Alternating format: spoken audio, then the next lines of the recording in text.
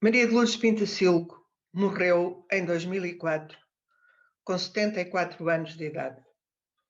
Tendo tido ao longo de toda a sua vida uma intensa atividade cívica e política, quer no país, quer no estrangeiro. Foi até hoje a única mulher que desempenhou o cargo de Primeira-Ministra em Portugal, chefiando o 5º Governo Constitucional, de julho de 1979 a janeiro de 1980. Em 1986, foi candidata independente à presidência da República. Foi também secretária de Estado da Segurança Social no primeiro governo provisório e foi ministra dos Assuntos Sociais nos segundo e terceiro governos provisórios. Da sua ação nesse ministério, gostaria de destacar duas coisas. Ter introduzido no programa daquele ministério a aplicação do princípio da universalidade das prestações sociais do Estado e ter criado a Comissão da Condição Feminina em regime de instalação e que viria a ser aquilo que se designou como Comissão para a Igualdade e para os Direitos das Mulheres e hoje se designa por SIG, Comissão para a Igualdade e para a Cidadania. O projeto que Maria de Lourdes Pintacilgo desenvolveu enquanto Primeira-Ministra causou-lhe bastantes hostilidades numa certa direita e no centro, em algum centro. Por isso, quando o PSD e o CDS formaram o governo da Aliança Democrática, procuraram retirar-lhe a visibilidade no espaço público. Essa visibilidade, contudo, manteve-se no espaço público internacional, com uma incidência muito grande durante a década de 90. Durante essa década, Maria de Lourdes Pintacilgo presidiu ao Conselho Diretivo do WIDER, o Instituto Mundial de Investigação para o Desenvolvimento Económico, presidiu ao Comitê dos Sábios, a convite do Presidente da Comissão Europeia e com a missão de ajudar a preparar os debates sobre a questão dos direitos sociais fundamentais na União Europeia, e presidiu ainda à Comissão Independente sobre População e Qualidade de Vida, agora sob a égide das Nações Unidas, e cujo objetivo era elaborar uma nova visão das questões internacionais da população, tomando como referência os direitos humanos e as condições socioeconómicas. Dedicar-lhe um webinar neste ciclo sobre ética e vida coletiva deriva do facto de Maria de Lourdes Pintacilgo ter desenvolvido uma ampla reflexão teórica sobre diferentes dimensões da nossa vida coletiva, nomeadamente sobre as questões do desenvolvimento, da qualidade de vida, sobre as questões da justiça e igualdade e também sobre as questões da pobreza. Mas, sobretudo, o facto dela ter pensado os fundamentos éticos da política e da governação. O pensamento ético-político de Maria de Lourdes Pintacilgo vai ser apresentado por Marília Carrilho, doutorada em Filosofia, com uma tese sobre Maria de Lourdes Pintacilgo e que se tem dedicado à divulgação do seu pensamento. Maria de Lourdes Pintacilgo, a proposta de uma ética governativa. Maria de Lourdes Pintacilgo não foi filósofa e a sua formação em engenharia química fazia-a crer muito longe da filosofia. Contudo, ela tornou-se numa pensadora. O seu pensamento ético-político, feito da sua experiência pensada e apoiado nos pensadores e pensadoras que leu, demonstrou estar à altura do pensamento filosófico. Como Isabel Alegro de Magalhães bem sublinhou, o pensamento de Maria de Lourdes Pintacilgo foi um pensar com. De Martin Heidegger a Carol Gilligan, de Emmanuel Levinas a Martin Buber, de Hannah Arendt a Paul Ricoeur, de Maurice Merleau-Ponty a Hans Jonas, entre outros e outras. fez as suas leituras do pensamento filosófico contemporâneo que lhe deram as bases para edificar o seu próprio pensamento. Linhas diretrizes de uma nova governação. Numa breve passagem de um dos seus muitos textos, ela expressa a sua ideia sobre a filosofia. A filosofia é estruturante da ação e confere às questões com que a política se confronta os critérios de pensamento capazes de fundamentar prioridades e de aferir a bondade dos métodos. A filosofia tem, portanto, um lugar indiscutível importância para Pintacílgo. Enquanto pensamento problematizador, possibilita a emergência do sujeito, uma vez que o capacita de consciência crítica e capacidade de intervenção. Aliar-se, demitir-se, desinteressar-se, não agir, é não viver.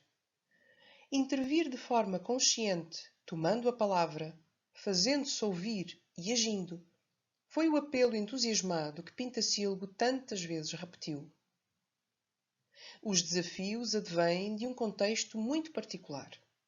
Nos seus inúmeros textos, Pintacílgo identificou as especificidades deste tempo. A magnitude, ou seja, o poder de transformar cada vez mais e em maior escala, o alcance global das ações humanas, tendo consequências igualmente globais e que obrigam a repensar a responsabilidade. A imprevisibilidade, facto entendido através da queda do mito de que o desenvolvimento científico-tecnológico é sempre positivo, do qual a denominada revolta da natureza é a sua expressão mais notória. A ambivalência das conquistas da ciência e da técnica, que podem ser ou não benéficas, a irreversibilidade dos efeitos da ação com a consequente queda de dois mitos, o da essência intocável da natureza e o da sua autogeneração. E por último, a acumulação, característica ligada à anterior, pois não havendo reversibilidade dos efeitos, inevitavelmente haverá uma acumulação dos mesmos. Maria de Lourdes Pintacílgo fundou a sua teoria sobre a governação em duas bases: a fé e prática cristãs e a filosofia. Cuidar o futuro.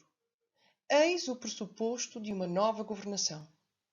Neste imperativo estão contidas duas exigências, desafios: humanizar a política e possibilitar a existência. Humanizar a política, tornando cada ser humano naquilo que ele é, cuidador. Possibilitar a existência, tornando cada ser humano responsável por garantir as condições de vida das gerações futuras. Estão aqui presentes as influências de Heidegger, na sua concepção de cuidado, e de Jonas, na tónica dada à noção de responsabilidade, em detrimento de outras presentes na tradição do pensamento ético, como intenção ou consequência. O cuidado é, para Heidegger, fundamento ontológico do Dasein, portanto, o ser do aí do ser. É a condição da sua existência ôntica, da sua facticidade, do seu ser no mundo enquanto existência, ou seja, existência lançada e aberta no mundo. Este ser no mundo pode e deve ser compreendido como ser com os outros, o que nos coloca o cuidado como fundamento do ser humano em alteridade e não como um ente isolado. Assim, o Dasein é um projeto lançado num mundo com outros. O seu fundamento enquanto ser no mundo com os outros é o cuidado. Imerso na sua facticidade, o Dasein é então cuidado de si e dos outros.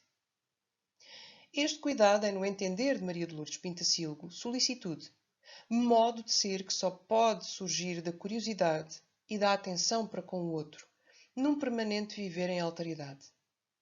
Para ela, o cuidado contempla a curiosidade, mas também o afeto, móvel dinamizador e unificador dos seres humanos. Falta este afeto à política. Falta este toque de humano que é afinal tão próprio do ser humano, mas que anda por ele esquecido. Sobre a relação entre o afeto e a política, escreveu ela assim: o que vemos hoje quando dizemos política? O que vivemos, aquilo a que nós chamamos democracia, não é política. É um arremedo do que poderia ser o dinamismo da cidade dos homens. Falta-lhe o que conta na definição do humano e que põe tudo no seu lugar: o afeto, que organiza a vida interior de cada um e constrói as relações entre as pessoas. Este cuidar está também intimamente ligado com a responsabilidade, na medida em que esta revela o cuidado. Responsabilizamo-nos sempre por aquilo de que cuidamos. Para o filósofo Hans Jonas, a responsabilidade é o dever de possibilitar a existência de futuros sujeitos de direitos e de garantir as condições para que essa existência seja digna. Não estamos aqui no campo da responsabilidade pela ação passada, mas sim no campo da responsabilidade da ação futura, prevendo as suas consequências, tendo em consideração a fragilidade da natureza e a imprevisibilidade dos impactos da ação humana. O futuro aparece aqui então, como linha de horizonte da ação do presente, que obriga a pensar essa ação como delineadora do futuro. Para Jonas, colocar a tónica na responsabilidade pela sobrevivência é afirmar a primazia do ser sobre o nada, da existência sobre a não existência, numa época em que se coloca a hipótese dessa existência estar ameaçada. Para Maria de Lourdes Pintacilgo, o desafio dos séculos XX e XXI é o da existência com qualidade de vida. Existência no presente e existência garantida para o futuro. Para tal, é necessário que sejam dadas as condições mínimas a cada um, cada uma, para que tenha qualidade de vida, tornando-se este objetivo no paradigma emergente que melhor traduz o tempo em que viveu, o tempo da vergonha, em que o desenvolvimento científico-tecnológico coexistia e coexiste com a exploração e a pobreza. Escreveu ela: tem de se encontrar na gestão dos recursos naturais do planeta ou de uma sociedade dada as condições mínimas para que os seres humanos possam viver como seres humanos, para que a vida individual seja possível. Para Pintacilgo, é o paradigma de qualidade de vida que terá de substituir o paradigma de desenvolvimento. E tal é exigido, até mesmo urgente, porque se cometeram, a seu ver, dois erros. Primeiro erro, o ser humano ter estado ao serviço da economia, e segundo, o poder entendido como poder sobre o outro, este outro comportando seres humanos e natureza. Assim, temos estes dois erros que devem ser corrigidos, e a sua correção deve ser fixada como orientação para a ação governativa, esta nova ação governativa. A economia deve estar ao serviço do humano e a integração e realização do poder para agir. O poder sobre deve então ser substituído pelo entendimento do poder para, isto é, para a realização, para a ação. Estes pressupostos de boa governação apontam para a humanização da política, a viragem para o humano esquecido, para a ligação entre os humanos estabelecida através do afeto. A prática da ação governativa. Segundo Pintacilgo, se as linhas diretrizes da ação governativa se fundam na filosofia, a prática funda-se naquilo a que apelidou de prática cristã da política. Esta assenta sobretudo no humanismo presente na ação de libertação dos pobres e oprimidos, tentando dar capacidade interventiva a todos e todas, sem exceção, porque, como diz, a vida não tem lugar para espectadores. Assim, faz parte desta prática cristã de cuidado e responsabilidade, como já vimos também, a escuta, a abertura, e o diálogo entre governantes e povo, tornando os sistemas, escreveu ela, elásticos, autorreguladores, suscetíveis de previsão e de integração. Este diálogo é possível se o poder governativo for descentralizado, dando assim a oportunidade de cada cidadão intervir naquilo que afinal, lhe diz diretamente respeito. Este é um claro apelo de Pintacilgo a uma cidadania ativa. Na tentativa de um maior conhecimento das diversas áreas da governação, deve existir também interdisciplinaridade intersectorial e interministerial. No seu entender, os diversos saberes devem cruzar-se, mediante uma atitude de vontade de saber que caracteriza um ou uma governante. Nesta linha de defesa, a ignorância e a apatia serão, pois, os seus maiores defeitos. Neste desejo e defesa de maior justiça cívica, Pintacilgo defende também uma maior intervenção das mulheres em cargos de decisão política. Esta medida é defendida pela fundamentação de que a mulher é a outra voz que precisa fazer-se ouvir numa sociedade que se esqueceu de como cuidar. Às mulheres cabe, então, assumir pleno dessa sua identidade que inclui características como a intuição, a multifuncionalidade, a percepção global e o cuidado. Receptividade, escuta, atenção, solicitude, como já vimos. Essa transformação seria, então, a construção de uma nova cultura política. Trata-se de um novo contrato social, fundado num novo contrato sexual, que as mulheres devem ajudar a construir, porque, por um lado, só elas podem tornar visível o invisível e, por outro, trazer para as relações sociais o afeto. Escreveu ela, o que for que virá será numa voz diferente, uma voz que procura integrar, não excluir, que provoca convergência, não separação, que vai para além dos direitos abstratos para capacidades vividas, que coloca justiça nas mãos do cuidado.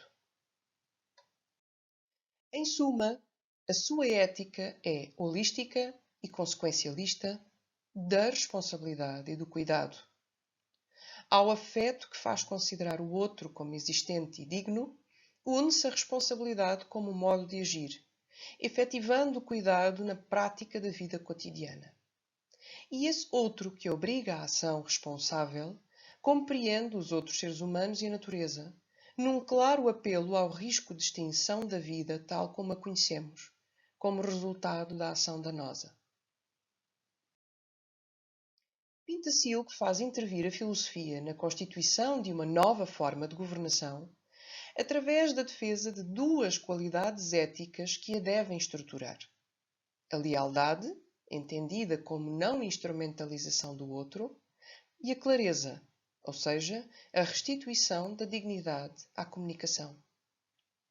A par disto, duas exigências na prática política: o rigor como condição e a eficácia como resultado.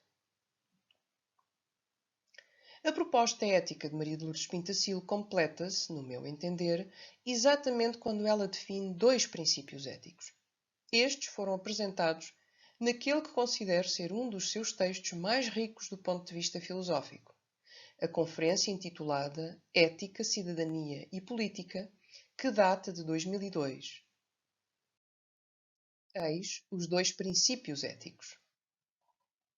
Nem tudo o que é cientificamente exato ou tecnologicamente viável é socialmente aceitável.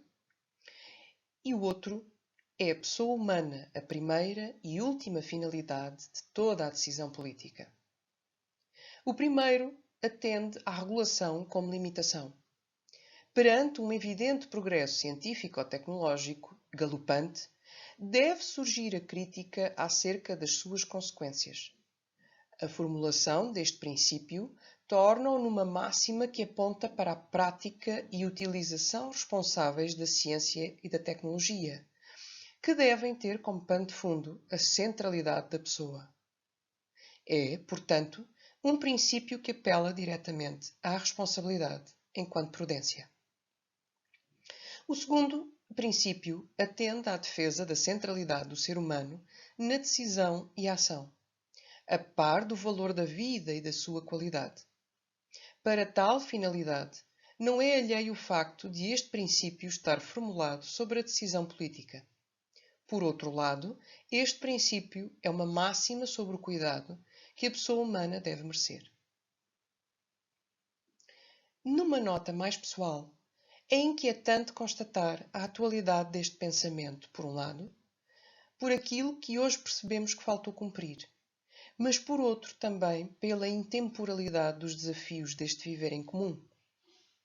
Para encerrar, cito esta última escrito de Maria de Lourdes Pintacilgo.